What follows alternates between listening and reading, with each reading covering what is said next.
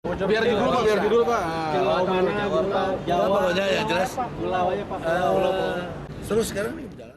Kabar Reskrim Mabes Polri Komjen Pol Budi Waseso mengatakan perlu kehati-hatian dalam pengungkapan kasus UPS. Pasalnya ada kelompok-kelompok yang dimungkinkan akan menghilangkan alat-alat bukti terkait kasus tersebut. Untuk itu Barreskrim Mabes Polri belum mengumumkan siapa tersangka baru dalam kasus tersebut. Budi menyatakan kemungkinan adanya kenaikan status sebagai tersangka ada 3 orang lainnya. Hal itu pun sudah dilaporkan penyidik kepada dirinya.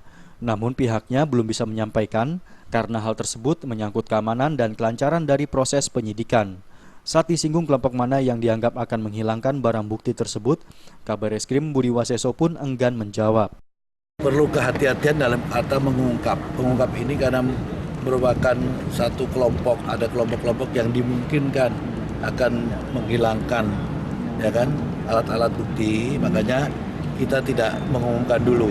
Tapi yakin ada itu didalami terus oleh penyidik dan itu berjalan sampai hari ini. Tadi barusan juga sudah saya dapat laporan gelar singkatnya di tempat saya tentang kasus UPS itu ya. Seperti diketahui bahwa proyek pengadaan UPS pada Sudin Pendidikan Menengah ke atas tersebut melibatkan Komisi E DPRD DKI Jakarta, pihak eksekutif yakni pelaksana dan pihak vendor. Dari Jakarta, Hendri Fajaryadi melaporkan.